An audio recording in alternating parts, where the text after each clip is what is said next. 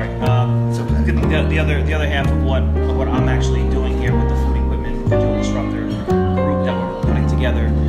So I have the food equipment service side that I've been in the family business for a long time, almost 20 years, if you think 99 from high school, and he's the other side of that symbiotic relationship that we want to form. So it's the digital, the media side, the content strategy side, and you know, what we want to really put together here is like-minded individuals that want to step into the new digital era that is very quiet in our industry. So there's not much going on. I mean, I definitely see more traction.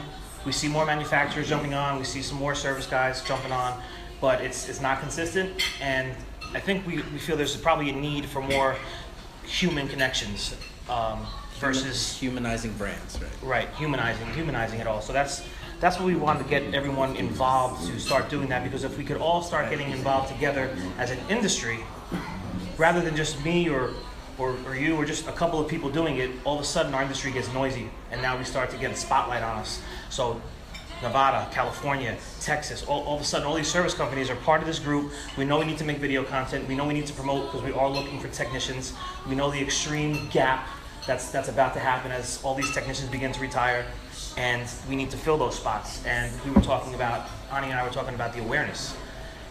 The awareness starts with the service companies that are already in play. And this group getting together is the beginning of getting everybody fired up and excited to get behind the camera, because I know it's very hard for a lot of people. We've seen a lot of angry people as we walked the floor, stormed off when they saw the camera. They said, "Oh, you have the camera?" And they storm off. So, and I understand it's not everybody's forte. It wasn't mine, and I kind of know I have to push through. If I want to be who I want to be, and I want my company to go where I want it to go, I got to do things I've never done. So I think for everybody here, it might be a little scary, but I think with support and help from everyone, it can go that much further and faster. So I'm going to have Angel talk about ROI, because this is something that we talk about. You know, why do I want to be a part of the F.E.D.? Why do I want to make video? Why do I want to do that? And we talk. Everyone always wants to know what's the ROI. They want to see numbers. They want to see data. And this is kind of one of those gray areas that my ROI is going to be much different than your ROI or your ROI, because we're all going to be looking to get something different from our content. So right. You want to touch a little bit on that? Yeah, for sure. I think one of the main things that people may be skeptical about when it comes to social media is what's your return on investment, and why does it, how much money are you going to invest into this before it becomes too much? One of the things that probably a lot of people in this room understand is that your ad spend budget is incredibly underpriced when it comes to digital marketing.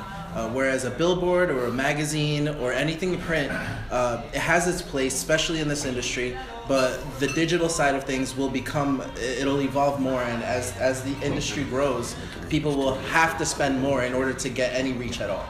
So just from the technical side of things, investing into targeted marketing ads on Facebook and LinkedIn is going to be huge from a year to 5 years from now, and that's where I hope the industry moves, because it gives a human touch to your content, and it allows you to make content specifically for reps and dealers, specifically for manufacturers, specifically for service companies, and it allows you to really develop a connection, and like we're trying to do here, develop an online community. So and to touch on that, so we talk about the ROI, and I'm pretty much as transparent as I can always be. You know, JR I opened up my doors, he came in, we showed him everything we do. To talk about ROI, just from a service company standpoint, we want to be partnered with the best manufacturers in the world. Yeah. Middleby was one of those that we had some of those brands, but we didn't have them all. And getting online and starting to project, you know, who we are and show who we are has kind of led us to the path. Like even today, when I spoke with Todd, right? So my relationship began with him online, with Middleby Marshall. That conversation that started online and how it had developed all of a sudden led me to today saying, "Are you Middleby Marshall authorized?" "No." He said, "Well, you're gonna be." That would have never happened or transpired really without the connection that began from the videos that he's been watching and stuff that he's been seeing.